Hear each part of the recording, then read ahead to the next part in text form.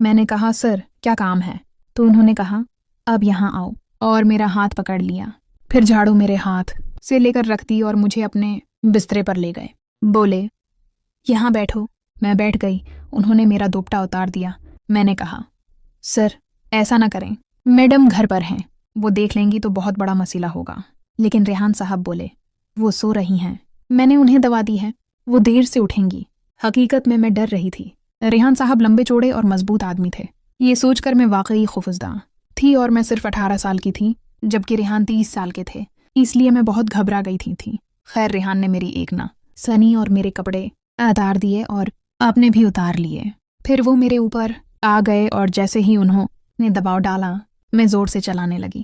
ریحان نے میرا منہ دبا لیا اور اپنا کام جاری رکھا۔ میں چلاتی رہی لیکن انہوں نے ایک نہ سنی اور اپنا کام کیے بغیر نہیں رکھے۔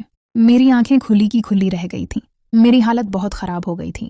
ریحان مجھے اٹھنے کے لیے کہہ رہے تھے لیکن مجھے ہوش نہیں تھا۔ انہوں نے میرا ہاتھ پکڑ کر کھڑا کیا اور مجھے باتھ روم لے گئے۔ میں باتھ روم سے ہوتی ہوئی آہستہ آہستہ چلتی ہوئی واپس آئی۔ مجھے ہوش نہیں تھا، میں خود سے چل بھی نہیں پا رہی تھی، میری طبیعت بہت خراب تھی۔ جب ریحان نے دیکھا کہ میری حالت واقعی ناساز ہے تو وہ فوراً مجھے ہسپتال لے گئے۔ وہاں میرا علاج ہوا اور 1 گھنٹے بعد مجھے گھر چھوڑ گئے۔ جیسے ہی میں گھر پہنچی فرزان پہلے ہی موجود تھی۔ اس نے مجھے دیکھتے ہی پوچھا کیا بات ہے؟ تمہاری طبیعت خراب ہے، چل بھی نہیں پا رہی؟ میں نے کہا مجھے اچانک بخار ہو گیا تھا، یہ دوائیاں ہیں۔ ریحان مجھے ہسپتال لے گئے تھے۔ اومی اور فرزی مجھے کمرے میں لے گئے اور کہا کہ آرام سے سو جاؤ۔ تھوڑی دیر بعد اومی چائے لے کر آئی اور کہا کہ چائے پی لو۔ میں اٹھ کر چائے پی گئی۔ مجھے بہت درد ہو رہا تھا کیونکہ ریحان نے میری حالت خراب کر دی تھی۔ جو ڈر تھا وہی ہوا۔ مجھے لگ رہا تھا کہ وہ میرے ساتھ کچھ بڑا کریں گے اور انہوں نے ویسا ہی کیا۔ انہیں ذرا بھی ترس نہیں آیا۔ خیر میں نے چائے پی اور سو گئی۔ پھر رات کو 9 بجے مجھے جگایا گیا اور کھانے کو کہا گیا۔ میں اٹھ کر بیٹھ گئی اور کھانا کھایا۔ کھانے کے بعد میں باتھ روم گئی، دوائیاں کھائیں اور پھر سو گئی۔ صبح آنکھ کھلی تو درد اور بڑھ گیا تھا۔ میں نے ناشتہ کیا اور پھر دوائیاں لیں۔ امی نے کہا آج تم کام پر نہ جاؤ، فرازین کو بھیجتی ہوں۔ فرازین نے کہا ہاں میں اپنا کام کر کے چلی جاتی ہوں۔ فرازین نے جلدی سے اپنا کام کیا اور پھر ریحان کے گھر کام کرنے چل دی۔ جب فرازین ریحان کے گھر پہنچی تو اس نے گھنٹی بجائی۔ ریحان نے دروازہ کھولا۔ ریحان نے فوراً فرازین کو پہچان لیا، اسے دیکھ کر بولا فرازین تم یہاں؟ فرازین نے کہا ہاں ریحان بھائی، محرب کی طبیعت خراب ہے، اسے بخار ہے، اس لیے میں آج اس کی جگہ کام کرنے آ گئی ہوں۔ ریحان نے کہا ٹھیک ہے اندر آ جاؤ۔ فرازین اندر گئی اور کام کرنے لگی۔ ریحان اسے بار بار دیکھ رہا تھا کیونکہ فرازین مجھ سے بڑی اور زیادہ وہ صحت مند تھی، اس کے بازو مضبوط تھے۔ یہ دیکھ کر ریحان کے دل میں بہت سارے خیالات آئے اور وہ اسے غور سے دیکھنے لگا۔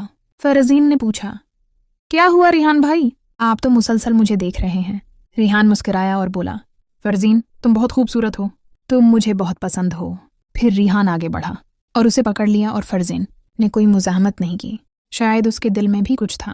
وہ کافی دیر تک ایک دوسرے کے قریب رہے۔ پھر ریحان نے کہا تم مراب کی جگہ ہمارے یہاں کام کرنے آ جاؤ۔ فرزین بولی ریحان میں تو دوسرے گھرانوں میں کام کرتی ہوں، مراب کی تو صرف آج میری طبیعت خراب تھی اس لیے میں آ گئی ہوں، میں روز نہیں آ سکتی۔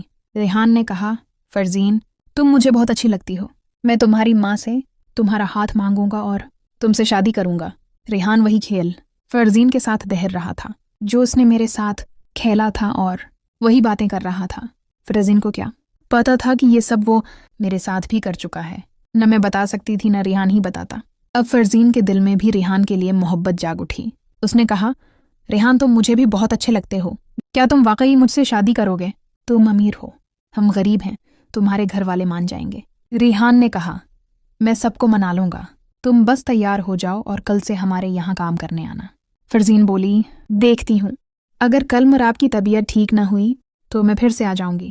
ریحان نے فرزین کے گال پر ہلکا سا تھپکی دی اور کہا یار تم بہت اچھی لگتی ہو۔ میں نے اپنے سر سے کہا کہ اگر تمہیں پاس ہونا ہے تو پھر میری بات ماننی پڑے گی۔ میں نے کہا کہ پچھلی بار بھیمٹے میں تم نے مجھے فیل کیا ہے، خدا کے لیے اس بار مجھے فیل مت کرو۔ یہ بات سن کر راہیل سر نے کہا تو پھر تمہیں میری بات ماننی پڑے گی، بس تھوڑا سا وقت میرے ساتھ گزارنا ہے، اس کے بعد میں تمہیں اچھے نمبر دے کر پاس کر دوں گا۔ ये सुनकर मैं बहुत परेशान हो गई। मैंने कभी सोचा भी न था कि मुझे ऐसा करना पड़ेगा। मैं अब मास्टर कर रही थी। मुझे लगा था कि शायद मेरे सब सब्जेक्ट अच्छे नंबरों से पास हो रहे हैं। इसी तरह मैथ का पेपर भी पास हो जाएगा। पिछली बार मी ड्रीम था, लेकिन इस बार फाइनल था। अगर इस बार भी राहिल साहब ने मुझे फेल कर दिया तो वाकई मेरी डिग्री रह जाएगी। मैंने सर से कहा, खुदा के लिए इस बार मेरी बात मान लो। ये बात सुनकर राहिल ने कहा, तुम्हें बस मेरी ये ख्वाहिश पूरी करनी है। इसके बाद मैं तुम्हारे लिए अजनबी बन जाऊंगा, जैसे हम कभी मिले ही नहीं। ये बात सुनकर मैंने कहा, क्या उसके अलावा कोई और चारा नहीं? इसने कहा, मैं तुम्हें बहुत पसंद करता हूँ सनम। जब से तुम्हें देखा है तुम्हें देखता ही रह जाता हूँ। मेरा दिल चाहता है कि तुम्हारे साथ कुछ वक्त गुजारो। मैं चाहता हूं कि तुम बस मेरे लिए 1 घंटा निकाल दो। इसके बाद हम हमेशा के लिए अजनबी बन जाएंगे। मैंने कभी ऐसा कोई काम नहीं किया था। मैं ऐसा सोच भी नहीं सकती थी। मैं तो ये सब कुछ अपने शौहर के साथ शादी के बाद करना चाहती थी, क्योंकि मैं समझ चुकी थी कि राहुल सर मेरे साथ किया करना चाहते हैं। राहुल साहब ने कहा, पास होना है ना तो फिर खामोशी से सुनो। मैं तुम्हें बता रहा हूं कि अगले घंटे में तुम मेरे पास आओगी। ये बात सुनकर अब मैं बहुत ज्यादा परेशान हूं। गलती हो गई थी। जब मैं यूनिवर्सिटी से निकली तो यही सोच रही थी कि क्या करूं। आखिरकार मैंने राहिल सर को कॉल कर दी और कहा, ठीक है, अब बताएं मुझे कहाँ आना है। राहिल ने कहा, ठीक है, मैं तुम्हें लोकेशन भेज रहा हूं।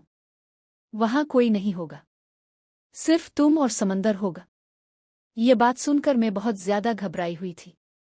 सोच रही थी कि राहिल सर की बात मानने के अलावा मेरे पास और कोई चारा नहीं। राहिल पहले भी बहुत सी लड़कियों के साथ ऐसा खेल खेल चुके थे। मुझे अब बहुत ज्यादा डर लग रहा था। कई लड़कियां जिन्होंने राहिल सर की बात नहीं मानी। मैं समझती थी कि मैं फेल हो चुकी हूं, और जिन लोगों ने बात मानी थी वो पास होकर अपनी डिग्री मुकम्मल करके यहां से चले गए थे। मैंने राहिल सर की बात मानकर शायद अपने लिए एक ऐसी दलदल चुन ली थी, क्योंकि शादी के बाद मेरे शौहर को सब कुछ पता चल ही जाता कि मैं शादी से पहले भी किसी के ताल्लुक में थी, क्योंकि अब राहिल सर मुझे छोड़ने वाले नहीं थे। जैसे ही मैं राहिल सर के पास पहुंची, वो बहुत अच्छे मूड में थे। उन्होंने मेरे सामने एक गिलास रखा। मैंने कहा, सर मुझे इसकी ज़रूरत नहीं, बस मेरे पास थोड़ा सा वक्त है और मैं चाहती हूं कि बस अब थोड़ा सा वक्त मेरे साथ गुजारो और मुझे पास करा दो। ये सुनकर उन्होंने कहा, इतनी जल्दी क्या है? तुम यहाँ आ चुकी हो तो तुम्हें परेशान होने की जरूरत नहीं। इतने में अरसलान सर भी कमरे से निकले। मैं सोच भी नहीं सकती थी कि राहिल और अरसलान दोनों मिलकर मेरे साथ ऐसा खेल खेलेंगे। मैंने कहा, नहीं राहिल सर, आपने कहा था कि हम अकेले होंगे। अरसलान सर यहाँ क्या कर रहे हैं? मैं बहुत ज्यादा परेशान हो गई। राहिल ने कहा, अरसलान मेरा अच्छा दोस्त है। अरसलान तुम्हें ज्यादा परेशान नहीं करेगा। करूँगा। हम जो कुछ भी करते हैं मिलकर करते हैं। अरसलान और मैं अच्छे दोस्त हैं और हम कभी भी तुम्हें परेशान नहीं करेंगे। सनम, थोड़ी देर के लिए तुम्हें हमारी हर बात माननी पड़ेगी। अरसलान सर के पास भी मेरा केमिस्ट्री का पेपर था, और अब जब मैं राहत की बात मान ही रही थी तो आखिरकार मैंने अरसलान सर से भी कहा, अब आप मुझे केमिस्ट्री में पूरे नंबर देंगे? अरसलान ने कहा, हाँ, मैं भी काफी दिनों से तुम पर नजर रख रहा था। इसके बाद आखिरकार राहत और अरसलान ने अपना खेल खेलना शुरू कर दिया। मुझे काफी सुकून और राहत महसूस हो रही थी। फिर अरसलान ने भी कुछ देर के लिए मेरे साथ अच्छा वक्त गुजारा। मुझे अब इस काम में काफी सुकून मिल रहा था। ये मेरा पहला तजर्बा था, लेकिन अब मुझे इतनी राहत महसूस हो रही थी। मैंने अरसलान से कहा कि अब तुम मेरी बात मानोगे? जिस पर अरसलान ने कहा, तुम्हारा कल केमिस्ट्री का पेपर है ना, तो परेशान मत हो। जिस तरह तुमने हमें खुश किया है मैं भी तुम्हें खुश कर दूंगा। और राहिल ने भी आखिरकार मेरी बात मानकर मुझे केमिस्ट्री के पेपर में पास कर दिया। मैथ और केमिस्ट्री दोनों में मेरे बहुत अच्छे नंबर आए और मैं अब यूनिवर्सिटी में टॉप कर चुकी थी। जब राहिल सर और अरसलान दोनों ने मुझे देखा तो वो बहुत खुश हुए, क्योंकि उनके पढ़ाने की वजह से ही मैंने यूनिवर्सिटी में अच्छे नंबर हासिल किए थे। अरसलान ने मुझे कॉल की और कहा, क्या तुम अच्छे नंबर लेने की खुशी में हमें कोई ट्रीट नहीं दिलवाओगी? मैंने कहा, क्यों नहीं, क्योंकि मैं भी अरसलान और राहिल के साथ ताल्लुक रखना चाहती थी। बहुत सी लड़कियों को उनकी ज़रूरत होती थी। ان کے ساتھ اچھے نمبر لینا اور ان کے ساتھ تعلق بنانا کسی بھی لڑکی کے لیے خوش نصیبی کی بات تھی۔ تو یم ہوا کہ میں نے ارسلان اور راحیل کے ساتھ اچھی دوستی کر لی اور پھر مجھے ان دونوں سے بہت فائدہ ہوا۔ اس کے بعد میں نے اپنی بہت سی دوست لڑکیوں کے نمبر ارسلان اور راحیل سے منگوائے اور ان سے پیسے لیے، اور اسی طرح میری ایم فل کی ڈگری بھی مکمل ہونے لگی۔ پھر مجھے اچھی نوکری مل گئی۔ بعد میں ارسلان اور راحیل کی باتیں زیادہ نہیں مانتی تھی، لیکن ہاں جب بھی نمبر لگوانے ہوتے تو میں انہیں میسج کرتی اور وہ نمبر لگا دیتے، اور یوں میری زندگی کا ایک بڑا مسئلہ ختم ہو چکا تھا۔ اب میرے پاس اچھی نوکری تھی اور میں اپنی کزن شادی کر کے اپنی زندگی میں آگے بڑھ چکی ہے۔